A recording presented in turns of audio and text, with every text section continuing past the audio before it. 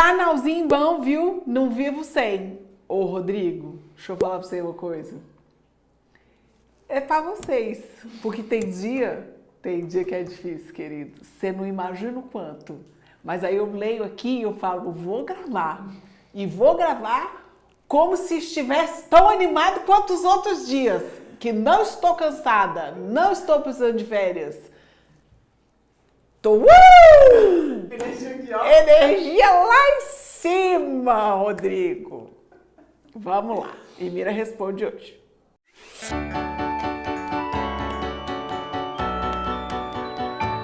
Queria mandar um beijo para Só Amores Cacau. Que eu não sei se o nome dela é Cacau ou se é o nome da empresa dela, mas enfim, um beijo para você que falou assim, Mira, prima, me ajuda, conte sempre comigo. Minha casa é geminada, estou querendo saber qual tipo de porta eu posso utilizar, já que a minha casa é comprida e com pouca luminosidade. Você que não sabe o que é casa geminada. É aquela casinha que tá coladinha uma na outra. Tem gente que fala germinada. A casa geminada é a que vai nascer a partir de uma semente, tá, anjo? Só Amores de Cacau sabe direitinho que é geminada que fala. Você vai ter que ficar até o final para saber qual é a solução que vou dar para Cacau. Próximo! Gasparzinho. E Mira, se eu fizer uma porta mais alta de entrada, ela tem que ficar alinhada na parede superior, na parte superior com a janela? Calma, vamos lá. Sim e não, provavelmente talvez. O que acontece, Gasparzinho? Essa é uma das questões que faz com que a gente precise, de fato, planejar uma fachada. Porque nem sempre as coisas funcionam só do jeito que a gente está pensando. Por isso que a gente testa, por isso que o desenho é sobre testar e às vezes avaliar. No geral,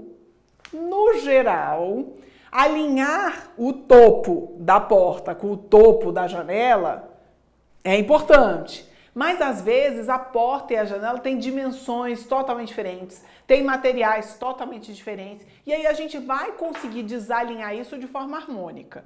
Então isso vai depender muito, tá? No geral, portas muito altas não precisam desse alinhamento com a janela, não. Agora, o ideal é que você tenha outros elementos para balancear essa fachada, que não seja só uma porta e uma janela, porque senão realmente a gente fica com dificuldade de preenchimento aqui dessa elegância, tá? E outra coisa importante, no geral, a gente tem sempre a janela com umas dimensões muito básicas, que é aquele 1,10 m de peitoril, 1 metro de janela. Não necessariamente, tá? A gente pode explorar um pouco mais, fazer janelas mais altas, fazer janelas mais baixas. Eu tô num negócio agora com janela baixa, minha gente, que eu tô fazendo um monte de projeto que a janela é bem baixinha. Lembra da casa da Clara Boia? Janela baixinha. A casa do orçamento, que deu uma polêmica, não sei o quê, também olha aí por fora, janela baixinha, estamos falando aí de 45 centímetros. Tô numa coisa com essa janela baixinha, porque eu acho que integra dentro e fora, sem falar assim, não entra não, anjo, aqui é janela, você nem pensa em entrar por aqui. Mas ao mesmo tempo a gente integra, quer dizer, é sobre criatividade. Simone, e Mira, obrigada pelo vídeo, de nada, meu anjo, eu tô aqui para isso, tá? Sou leiga no assunto e ainda estou bem confusa sobre portas. Ainda estamos na coisa das portas. Mas, por favor, me tire uma dúvida. A porta de alumínio e vidro pode ficar na área externa? Vamos lá. Eu comentei que a porta de alumínio, ela não é uma porta ideal para a área externa. Até fiz um post lá no Instagram também sobre isso e aí causa um pouquinho de dúvida. Vamos lá. Porque o que acontece? Alumínio é um bom material, sim, gente. Mas ele é um material mais frágil. E aí, dependendo de como é feita a porta, da espessura da porta, da espessura do batente, ela passa a ser uma porta mais frágil no sentido da porrada mesmo. Então, chegou uma pessoa, tacou-lhe uma porrada na porta, se é uma porta mais fininha, como a que eu mostrei nossa aqui, não é o ideal para estar na rua. No nosso caso, ela é a nossa porta externa, só que está para dentro do hall do elevador. Então, num apartamento não tem problema nenhum. Agora, se a sua porta, ela está na rua, não tem um portão, não tem nada, o ideal é que você tenha uma porta mais reforçada. Ficou claro? Então, sim, a porta de alumínio com vidro pode ser colocada para a área externa, não tem problema nenhum. Só pensa sobre a questão de estar virado para a rua, com acesso para as pessoas. Agora, se a sua área externa é para o seu quintal, amor, vai tranquila, tá tudo bem, tá bom? Tá tudo bem, não tem problema nenhum. Agora, ela falou uma coisa muito importante aqui, Simone. Lembra do que é a verga? A gente fez também, o vídeo tá aqui no card e na descrição também. As dicas para você que está construindo. Verga é uma viguinha que a gente faz em cima das janelas e portas para evitar aquela trinca diagonal que acontece assim, sabe? Pois é, vai lá assistir o vídeo para você não perder. Se você vai reformar a sua porta e ela vai ter uma dimensão maior do que a anterior, você tem que refazer a verga, sim, senhora Simone.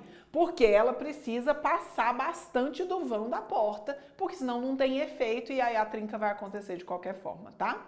Maria fez uma pergunta que eu queria muito, Maria, responder em tudo que é vídeo. Ela falou assim, Mira querida, faltou o custo-benefício, valores. Eu queria tanto que todos os vídeos tivessem valores, mas tem duas coisas que me impedem. A primeira é, eu não tenho acesso a todos os valores sempre, os valores mudam muito. E aí, para eu fazer essa pesquisa, para 2 vídeos por semana, fica duro aqui para mim, não consigo. Não tenho tempo suficiente para isso, porque tenho muita demanda na minha vida. Vocês não imaginam não, gente, o tanto de coisa que tem que fazer no escritório de arquitetura. E ainda por cima, um escritório em que eu sou a cara do escritório, que eu tenho que projetar, eu tenho que fazer a gestão, eu tenho que fazer os vídeos, eu tenho que analisar a rede social, eu tenho que revisar projeto. Quer dizer, tem umas coisas que eu deixo de lado. Essa parte dos valores, por exemplo, tá uma pesquisa que eu não faço. Deveria. Seria muito mais interessante para vocês, com certeza. Mas eu vou tá deixando de lado aí. Desculpa, tá, Maria? E o outro motivo é, mesmo que eu fizesse a pesquisa, aí eu faço a pesquisa no Distrito Federal, que é no caso o lugar onde eu estou. Aí lá no Amazonas não tem nada a ver o preço. Aí fica complicado também. Aí eu vou falar que eu sou maluca dos preços, porque lá na região não tem nada desse valor. Entendeu? É delicado falar de valores. Sempre que eu posso, sempre que eu acho que é relevante, eu trago os valores. Mas a gente tem essas dificuldades. Entendeu? Fora que o vídeo fica datado, porque daqui 2 anos os valores não servem mais de nada, não é verdade? Ai, a Patri falou um negócio, olha só como eu gosto quando vocês comentam para reforçar o meu argumento no vídeo. Lá no vídeo sobre a casa que não coube no orçamento, eu expliquei para vocês que às vezes a gente faz o projeto que cabe no sonho e não no orçamento, porque a gente faz uma leitura para entender que o que o cliente quer não é o orçamento, é o sonho. Olha o que a Patrícia escreveu. Isso aconteceu comigo. Fiz um projeto que não cabia no meu bolso, mas por fim decidimos que íamos persistir no nosso sonho. Cientes de que vamos demorar um pouco mais ou muito mais para realizar esse sonho, mas mantivemos. Ainda estamos em obra, mais cara, mas está tudo ficando do jeitinho que queremos, apesar dos perrengues, dos esforços imensos que estamos fazendo para concretizar esse sonho. Sonho não tem preço, anjo. Entende? Tá super valendo a pena, estamos curtindo muito essa fase da obra. Primeiro que a pessoa que está curtindo a fase da obra, eu já fico feliz da vida que o meu trabalho aqui tá cumprido, né? Que é sobre isso, é sobre se planejar para que, mesmo com perrengues na obra, ela continue curtindo. Então você entende que às vezes o que a gente tá aqui, o nosso trabalho de arquiteto, ele não é fazer algo que vai caber no orçamento do cliente. Ele é fazer o sonho do cliente acontecer. Isso me leva a responder um hate. Ai, a gente quase não tem hate nesse canal, mas eu resolvi trazer um hate aqui pro Mira Responde. Porque sabe o que? A pessoa que acha que pode comentar qualquer bosta nos comentários, vai aparecer aqui, ainda vou falar o nome dele, Ítalo. Ítalo, um beijo pra você, Ítalo, que acha que a gente faz arquitetura lixo. Acho que eles vacilaram muito como escritório de arquitetura. Certo? A gente vê pela carinha do Ítalo que ele é assim, ele, do alto dos seus 20 anos, fazendo um projeto que não cabia no orçamento. Ítalo, eu tô achando que é recalque. Entendeu, Paulo? Aí depois, quando você arrumar mais um tempinho de experiência de vida, você volta aqui e comenta de novo. Tá bom, querido? Beijo pra você. O Pedro fez uma pergunta muito interessante. O Pedro perguntou se não dava para fazer a primeira versão do projeto em EPS. A primeira versão do projeto era essa. E EPS, para você que não sabe, é esse tipo de construção aqui, em que a gente faz a construção com paredes autoportantes, feitas em EPS, que é um isopor, não é estrutural, é um isopor mais denso, com uma estrutura de malha de ferro em volta desse isopor e o lançamento, o jateamento de uma argamassa de concreto. É um concreto mais líquido, mas ele é concreto, que faz com que a gente tenha uma casa toda autoportante. O que quer dizer isso? A gente não tem vigas e pilares no meio das paredes, a gente não tem tijolo nesse tipo de casa. Todas as paredes são estruturais. E aí o que acontece? Tem 2 vídeos nesse canal falando de casa de isopor. Esse é um sistema construtivo que ele tem um negocinho aqui no meu coração, um cantinho especial para ele. Por quê? Porque a teoria desse sistema construtivo ela é muito legal. Ela é muito mais rápida. A fundação normalmente é rasa, ou seja, a fundação você não precisa fazer aqueles sapatas, tubulões, é uma fundação mais barata, mais rápida. A obra se ergue de forma muito mais rápida. E aí, com isso, a gente gasta menos material, a gente gasta menos mão de obra. A gente tem uma obra, em tese, muito mais sustentável, porque a gente tem menos lixo na obra. Em tese. Aí, lembra da coisa que eu acabei de falar pro outro rapazinho da experiência? Então, a experiência nos mostra que o buraco é mais embaixo. Por quê? Porque depois de toda a fase de estrutura, vem a fase de acabamento, que tem o mesmo tempo de dificuldade de uma construção comum. A gente precisa de uma mão de obra realmente especializada. Mão de obra especializada significa preço mais alto. Então, e ainda tem mais um detalhe, querido Pedro. De 2020 para cá, uma das coisas que mais subiu de preço na construção civil foi o ferro. E um sistema EPS, ele tem paredes revestidas de ferro. Ainda que seja uma malhinha fina, é ferro. E aí, a gente faz com que esse sistema tenha crescido de preço. E aí, lembra, eu acabei de falar dos valores? Pois é, atualmente eu nem sei dizer para você exatamente quanto que estão os valores, mas está muito semelhante com a casa, com uma estrutura tradicional de alvenaria, vigas e pilares, tá? Então isso vai depender muito do orçamento específico de cada projeto, isso vai depender muito do que o cliente quer como efeito, é muito mais sobre uma decisão do amor ao sistema construtivo do que necessariamente uma questão orçamentária, tá, Pedro? Sem dúvida, a casa de EPS é uma casa muito fresca, é uma casa que tem uma diferença de controle térmico dentro e fora muito bom, porque a gente está falando de paredes de isopor. Então, o amor a esse sistema construtivo, é o interesse por esse sistema construtivo que faz com que o nosso cliente tenha escolhido. Essa é a terceira casa do Estúdio M4 que está sendo construída com esse sistema.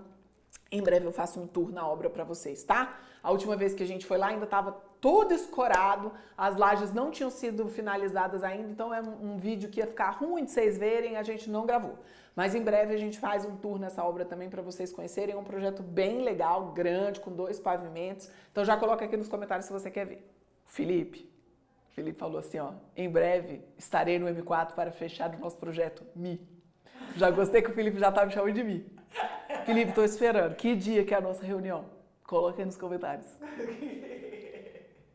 Rafael, também tô aguardando a coisa do agendamento. Estamos considerando construir uma casa. Primeira decisão tomada. Precisamos fazer o projeto com vocês. Eu acho muito importante. É uma decisão muito importante, Rafael. É só chamar. O WhatsApp do Estúdio M4 está aqui embaixo para Rafael, para Felipe e para você também, que quer um projeto ou uma consultoria, é só clicar aqui, entrar em contato com o nosso WhatsApp, bater um papo com o nosso comercial que tá bem aqui atrás, é Jennifer. Não tá agora. Não tá, só porque eu falei. Lívia mandou um recado para mim e para você, Alice, que é o seguinte, a quem vocês puxaram? Não sei, Anjo, talvez meu pai, mas meu pai às vezes também ele fica bem sério. É uma facilidade para lidar com as palavras que me deixa perplexa. Da facilidade de falar, foi o pai. Mas ele é prolixo, eu não sou prolixa. Mas é que o filho, ele sempre traz um melhoramento. Que a gente... É isso. Ele explica muito bem. Mas, de repente, você dormiu aqui, porque ele já tá lá na 5ª geração e você... Onde é que você tá querendo chegar, querido? Ele fala do... Ainda bem que ele não tá assistindo o Vika e ia ficar chateado. Que nada, capaz que ele tá assistindo vai dizer. Mas você não sabe que em 1935... Quanto seu amor... Isso tudo é tão difícil de explicar, mas você explica de um jeito que... Feito pão na chapa, divertidíssimo, amo total. Beijo para a Lívia e pro meu pai também. Pai, te amo. Beijo, Lívia. A gente te ama, pai, eu adoro suas histórias. Heloísa, cheguei no final, que Heloísa chega no final e presta atenção no que você falou lá no final, Alicinha. Quem foi o inimigo da alegria que reclamou das gracinhas? Heloísa. Sempre tem, Heloísa. Sempre tem um ser humano, não duvide. E a Heloísa mandou dizer que quer todo o projeto, vou mostrar todo o projeto da casa que não coube no orçamento, que ela já vai ser esse é o apelido, tadinha da casa. Aí depois a gente arruma a casa de tijolinho. Vamos mudar pra casa de tijolinho, que é mais bonito. A bonito. casa de tijolinho é nova, aqui no começamento. É a anterior. Tá certo, tá certo. Que, aliás, a gente, né, aproveita e faz vídeo. É. Opa, chutei. Desculpa. Gabriel, gente, tô adorando as transformações de desenho. Isso sou eu desenhando no iPad. Olha, você que acha que eu desenho assim, tipo, tranquilo, ouvindo uma música clássica. O último, e Mira me dá o help, eu desenhei quando tinha uma criança deitada aqui do meu lado assistindo Mundo Bita na televisão. E eu aqui, ó, desenhando, falando assim, tá ficando ruim. Mas eu tenho fé que vai melhorar. Ainda bem que a Alice acelera o vídeo, porque não aparece as pausas que eu tô assim, vou começar de novo. Mas aí no final dá certo. Eu fico feliz, vou continuar desenhando então, tá, Gabriel? E os primos sempre vencem no final, não tenha dúvida nenhuma disso. É com vocês mesmo que eu tô falando. Você que ficou aqui até agora por conta da iluminação das casas geminadas, parabéns. Já bota o hashtag aqui embaixo, ó, casa geminada que eu quero saber. Então tá, a gente tava falando o seguinte, que as casinhas geminadas são coladas uma na outra. E se são coladas uma na outra, você não pode abrir janela, que senão você abre uma janela dentro do banheiro do seu vizinho, não é agradável, não é indicado, inclusive.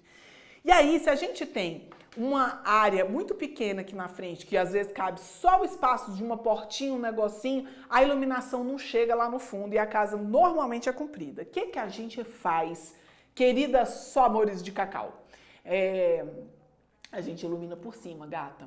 Essa é a melhor solução para a gente ter uma casa estreita e muito bem iluminada. Eu vou mais uma vez lembrar da claraboia e a solução incrível que ela nos traz, porque ela realmente traz uma iluminação muito agradável para o espaço.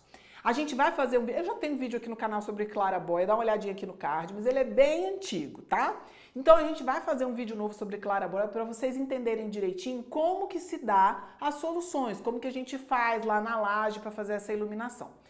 Mas na prática a gente tem o seguinte, a gente tem duas soluções de claraboia. Uma que só ilumina e ela é bem simples de resolver, porque a gente só precisa fazer um buraco na laje e colocar ali um fechamento em vidro ou em policarbonato, por exemplo. Que são estruturas que vão deixar passar a luz, mas não vai sair ventilação, não tem troca de ar. A gente tem outras soluções de claraboia que vão ter como se fosse uma chaminé. A claraboia tem uma coisinha, assim, uma prima da chaminé.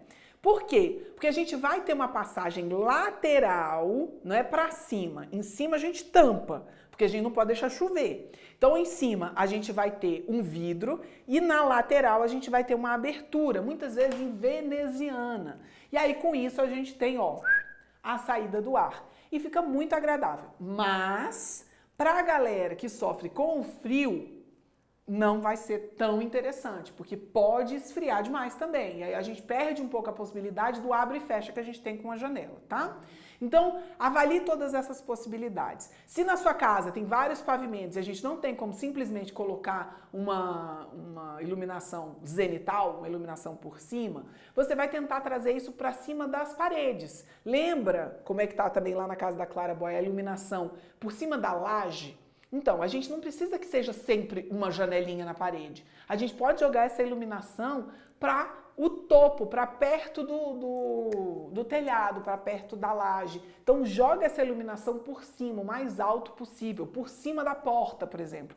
A porta está aqui e aí você tem, às vezes, até a parede aqui e lá coladinho na laje você faz uma abertura e deixa passar essa luz. É uma possibilidade, tá bom, querida? Qualquer coisa, gata, manda fotos, pede o Mira me dá um help, que Mirinha vem aqui e faz um desenho incrível, assim, de milhões pra você, tá bom? Se você quer participar de qualquer Mira Responde, Mira me dá um help, seja lá o que for, coloca nos comentários, porque a gente lê todos os comentários, inclusive da galera que não é tão legal. E às vezes exponho, porque hoje eu tô de maldade, entendeu? Por hoje é só, até a próxima. Tchau, queridos. Obrigado por alegrarem meu dia. Eu tava bem tristinha.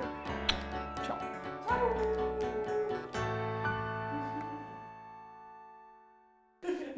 Nossa equipe comercial toda está à disposição para falar com você, tá? A equipe comercial toda é a Jennifer, viu? Tá bom, então tá. Mas eu sempre vou falar equipe comercial porque eu acho que fica muito mais chique. Exatamente. Tá bom? Então tá. A Lívia... Jennifer é de peixes, né? São muitas personalidades.